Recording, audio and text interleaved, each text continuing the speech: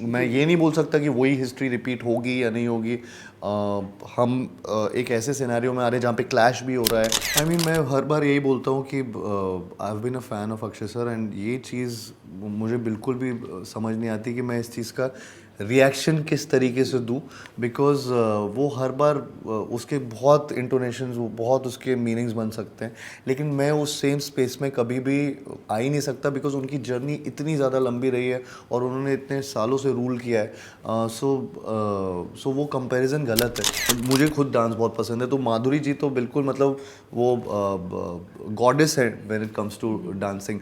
तो मेरे लिए वो बहुत बड़ी बात थी कि इनके साथ काम करने का मौका मिला इस फिल्म में। देखा, ये वाला छोड़ देती है अब ये वाला छोड़ जाता मतलब ऐसे What कैसे happening? आपका मतलब होता है ना कि आपकी उम्र भी है और उतनी हॉट हैपनिंग मिल नहीं रही ना, इसलिए। नमस्कार, मैं हूँ रेखा खान और आप सभी जान रहे हैं कि मेरे साथ में इस वक्त कौन मौजूद हैं। एक ऐसा एक्टर जिसके अभिनय की, जिसके काम की, जिसके नेचर की, जिसके बर्ताव की, ओवरऑल पर्सनालिटी की मैं मुरीद हूँ और वो अभी हंगामा मचाने जा रहे हैं भूल भुलैया 3 से। तो कार्तिक, मैं बहुत ज़्यादा भूमिका नहीं बनाऊंगी, सीधे अपने सवाल पर आऊँगी। मुझे याद है कि भूल भुलैया 2 जब आई थी तो उसने एक कोविड के टाइम पर एक बॉक्स ऑफिस की पनौती को तोड़ दिया था, क्योंकि उस वक्त ये चल रहा था कि क्या होगा पूरी दुनिया में, जहान में, एंटरटेनमेंट में। वो एक बहुत बड़ा हमारे बॉक्स ऑफिस के लिए और पूरे कोविड के लिए, एंटरटेनमेंट इंडस्ट्री के लिए एक बहुत निर्णायक फिल्म थी। और अब हम देख रहे हैं कि ठीक है, स्त्री ने अच्छा ये किया, लेकिन बहुत सारी फिल्मों में बहुत सारी फिल्में अब नहीं चली हैं। तो आपको लगता है कि इस दिवाली भूल भुलैया 3 उस इतिहास का पुनरावर्तन करने वाली है? भूल भुलैया 2 जब आई थी मैम, तब बहुत ही कम एक्सपेक्टेशंस थी उसके साथ, और बहुत ही ज़्यादा लोगों ने उसके बारे में अपनी राय पहले से बना ली थी। तो एक्सपेक्टेशंस एकदम ही नेगेटिव से हम लोग चालू किए थे, और जब वो रिलीज़ हुई तो उस फिल्म ने अगेन इतने सारे रिकॉर्ड्स ब्रेक किए और वो हाउसफुल बोर्ड्स वापस आए थिएटर्स में उस टाइम। अब उसके बाद जब हम भूल भुलैया 3 के साथ आ रहे हैं तो वो नो एक्सपेक्टेशन से इतनी हाई एक्सपेक्टेशंस पे आ गए। तो वो एक जो चेंज आया है वो ऑफ कोर्स हमारे लिए भी थोड़ा सा एक उसको डाइजेस्ट करना थोड़ा सा ऐसा हो रहा है कि इसको कैसे मीट कर पाएँ, तो हम क्या क्या करें, क्या क्या ना करें। तो वो भूल भुलैया 3 को वो सारी चीज़ों को नज़र में रखते हुए बनाया गया है। आई होप जिस तरीके का एंटरटेनमेंट कोशेंट उस टाइम फील हुआ था जब मैंने पहली बार ये फिल्म सुनी थी, मुझे वो चीज़ फील हुई थी, एंड मुझे लगता है कि अभी वो ट्रांसलेट भी हुई है ऑन स्क्रीन। तो दिवाली में जब ये रिलीज़ होगी, मुझे लगता है कि प्रॉपर फिल्म है जो दिवाली में लोगों को पसंद आएगी। ये उस तरीके की फेस्टिव फिल्म है जिसमें आप फैमिली के साथ अपने जा सकते हो और बहुत इन्जॉय करेंगे, क्योंकि इसमें एक हॉरर स्पेस तो है लेकिन इसका कॉमिकल वाइब, मतलब सेट है, वो सेट है। और जी वो जी, और कुछ बिल्कुल। कैरेक्टर्स, फॉर एग्जांपल रू बाबा का कैरेक्टर भी, वो पहली वाली भूल भुलैया 2 में वो सेट नहीं था। वो पहली बार मैं उस अवतार में आ रहा था, रू बाबा नाम आ रहा था। अभी 3 के आते आते मुझे लोग रू बाबा के नाम से बुला रहे जानने लगे हैं, हैं, वो जी। कपड़े पहन रहे हैं, वो अटायर में आ रहे हैं, वो डांस पता है भूल भुलैया के एक एक वर्ल्ड पता है। तो आई थिंक वो एक थोड़ा सा हेल्प मिला है। सो आई होप कि वो नंबर्स में भी ट्रांसलेट हो। मैं ये नहीं बोल सकता कि वही हिस्ट्री रिपीट होगी या नहीं होगी। हम एक ऐसे सिनेरियो में आ रहे हैं जहाँ पे क्लैश भी हो रहा है। एग्जैक्टली, मेरा अगला टेल क्वेश्चन वही था कि मतलब रोहित शेट्टी भी अपनी, मतलब कहते हैं ना कि पूरे सितारों का मेला लेके आ रहे हैं, जी और देख रहे हैं हम कि उनका भी जो है पहले से ही मामला सेट है। जी। तो कितना एक नर्वसनेस है या कितना कंपटीशन है या कितनी वो है कि एक होती ना बेचैनी, एक घबराहट कि भाई मैदान सिर्फ मेरे लिए अकेला नहीं है। नहीं, हाँ मतलब मैदान ऐसा अकेला नहीं है यहाँ पर, और एंड मैं तो बस यही होप करता हूँ कि दोनों फिल्में चलें, एंड इनएविटेबल है कहीं ना कहीं एक क्लैश हो रहा है अभी, तो अनफॉर्चुनेटली हो रहा है, बट आई होप ये एक, क्योंकि डेट बड़ी है तो फॉर्चुनेटली वहाँ पे स्कोप है दोनों फिल्मों के चलने का, एंड ऑडियंस के लिए भी ऑप्शंस हैं। ऑप्शंस इस तरीके से कि वो दोनों फिल्में भी देख सकते हैं, एंड अगर वो होगा तो सबके लिए बहुत फ़ायदा होगा, डिस्ट्रीब्यूटर्स के लिए, एग्जिबिटर्स के लिए, सबके लिए, प्रोड्यूसर्स के लिए। एंड मैं बस ये विनती कर सकता हूँ ऑडियंस से कि वो हमारी फिल्म देखे और हमें मौका दे, एंड जैसे पिछली वाली को मौका दिया था, आई थिंक भूल भुलैया 3 को भी वो मौका दें। भूल भुलैया 3 में आप नारी शक्ति से घिरे हुए हैं। हाँ वहाँ पर माधुरी दीक्षित, यहाँ पर विद्या बालन, जी, तृप्ति डिमरी। तो एक आपकी जो ऑन स्क्रीन ये नारियाँ हैं, फीमेल्स हैं, इनके बारे में मैं थोड़ा सा जानना चाहूँगी। और मैं ये भी जानना चाहूँगी कि आपकी पर्सनल लाइफ में ऐसी कौन सी महिलाएं हैं जिनका आप पर एक इन्फ्लुएंस रहा हो, और एक कहते हैं ना प्रभाव, या कहीं से टेक अवे, या कहीं कुछ सीखना। वो मॉम हो सकती हैं, वो बहन हो सकती हैं, वो कोई भी हो सकती हैं, मतलब पर्सनल एंड प्रोफेशनल लाइफ की इन महिलाओं के बारे आई में। थिंक मैं बहुत लकी रहा हूँ इस मामले पे, चाहे वो पर्सनल लाइफ हो एंड नाउ प्रोफेशनली। अगर मैं इस फिल्म की बात करूँ, जिस तरीके से माधुरी मैम के साथ मुझे काम करने का मौका मिला, अगेन वो लेजेंड है, और उनके साथ इतनी जल्दी काम करने का मौका, स्क्रीन स्पेस शेयर करने का मौका, या मतलब मैं तो वहाँ खड़ा रहता था कि देखने के लिए कि वो जब एक्टिंग कर रही हैं, जब मेरा सीन भी नहीं होता था मैं देखता रहता था। आप तो उनके बहुत बड़े फैन रहे हैं। बहुत बड़ा फ़ैन रहा हूँ उनके डांस का, स्पेशली मुझे खुद डांस बहुत पसंद है। तो माधुरी जी तो बिल्कुल मतलब वो गॉडेस है when it comes to dancing. तो मेरे लिए वो बहुत बड़ी बात थी कि इनके साथ काम करने का मौका मिला इस फिल्म में। लेकिन ऑफ कोर्स विद्या जी, जिनका मैं अगेन उनकी फिल्मोग्राफी, उनकी फिल्म्स, जिस तरीके से वो एक स्क्रीन प्रेजेंस है उनकी, जो वो ग्रेविटास लेकर आती हैं जब भी वो स्क्रीन पे आती हैं, you can't take your eyes off her. And जिस तरीके से I think it's been a learning process with her, and also a fun process. जिस तरीके से वो ऑफ स्क्रीन बातें करती हैं, और वो बहुत ही ऐसा लगता है आप किसी दोस्त के साथ काम कर रहे हो। तो वो मैंने बहुत इन्जॉय किया। तृप्ति अगेन इज समवन जिनके साथ मैं पहली बार काम कर रहा हूँ, और मुझे बहुत मज़ा आया। ये आई थिंक हमारा एक केमिस्ट्री है जो एक बहुत ही अच्छे तरीके से इस फिल्म में देखी जाएगी। And so I had fun working with her as well. And तो पर्सनल लाइफ में ऐसी कौन सी फीमेल हैं जिनका आप पर इन्फ्लुएंस रहा?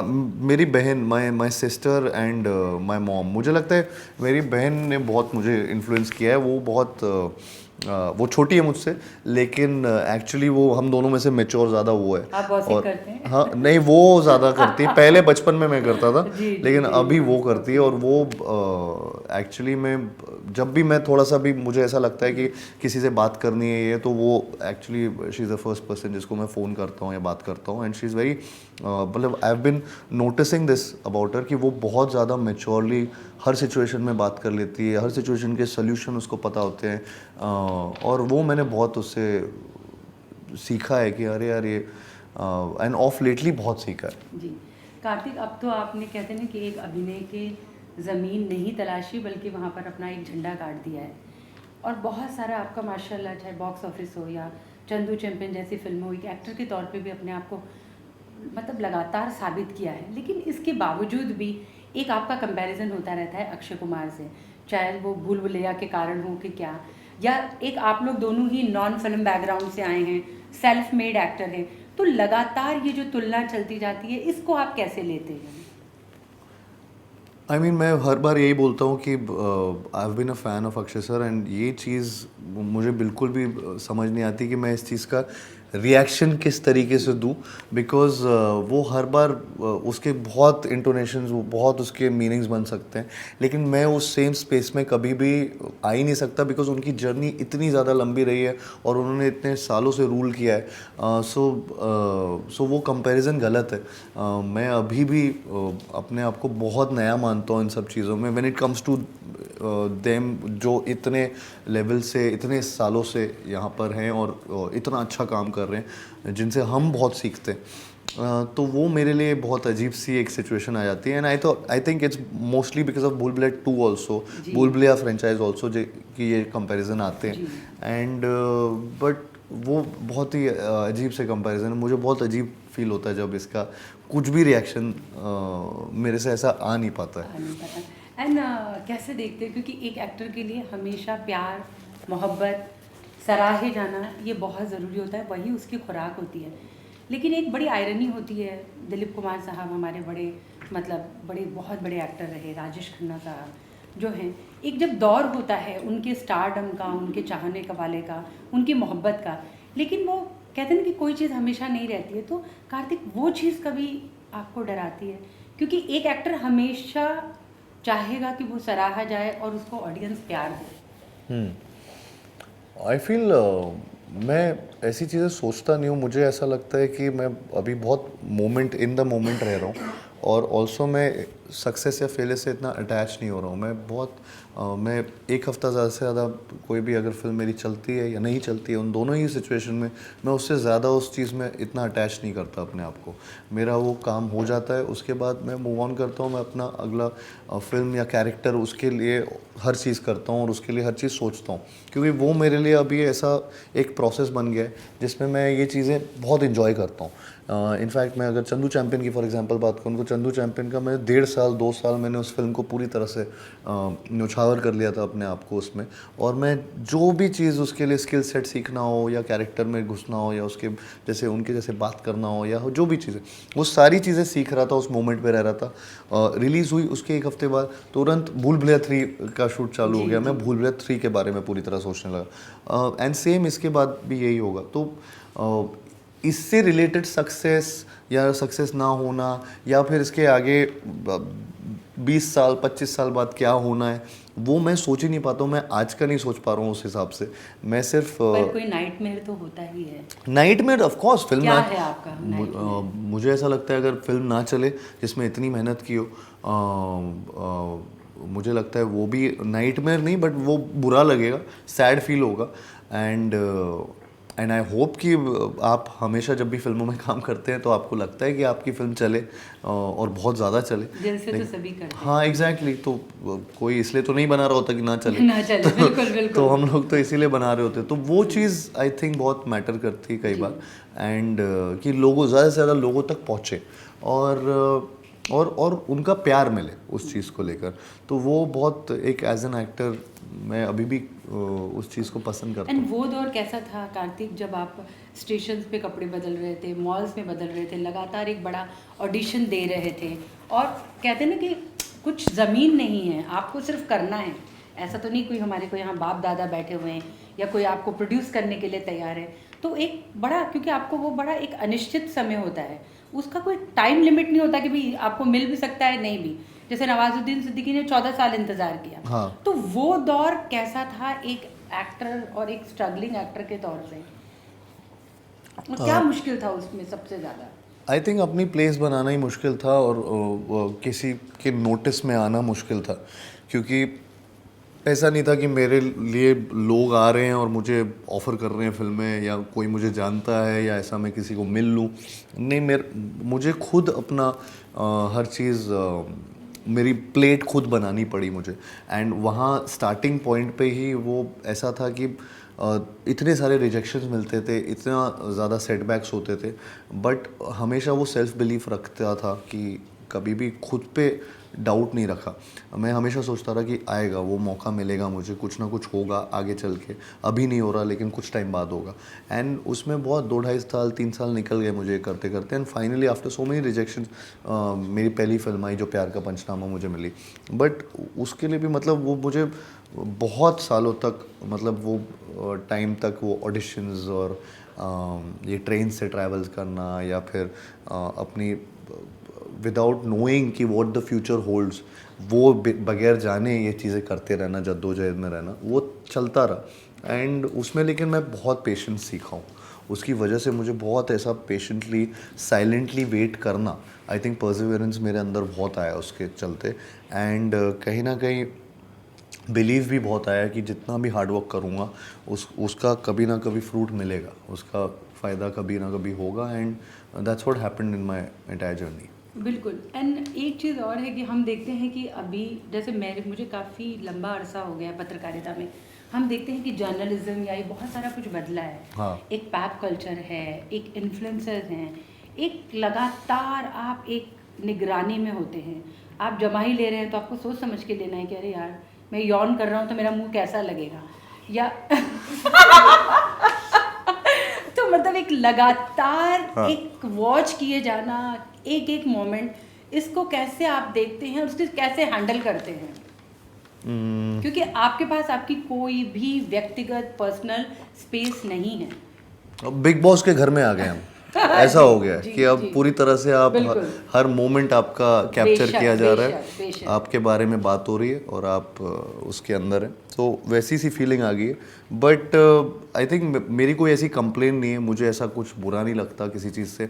मुझे ऐसा लगता है मैं यहाँ आया था ये सब पाने के लिए, और मुझे ऐसा कोई मेरे और कोई ख्वाब नहीं है कि अरे यार मैं ये लूज़ आउट कर गया या वो नहीं हो रहा मेरी लाइफ में। मुझे ऐसा लगता है this is part and parcel of this industry, and मुझे इतना प्यार मिल रहा है दैट मुझे एक्चुअली में कोई कंप्लेन नहीं है इस बात का। मुझे चाहे वो मेरे पे निगरानी हो रही है या पैप कल्चर हो या मीडिया में जो भी ये बातें हो रही हो या आर्टिकल्स आ रहे हैं, I think people are interested in you. उस बात का मैं क्रेव करता था कि मेरे बारे में लोग मेरा नाम जाने, और आज जब अगर मेरा नाम जानते हैं तो मुझे अच्छा लगता है, मुझे बुरा नहीं लगता। मुझे एक्चुअली लगता है they want to click me, उनको फोटोज़ चाहिए, उनको आर्टिकल्स चाहिए, किसी को सेल्फी चाहिए, किसी को कुछ चाहिए।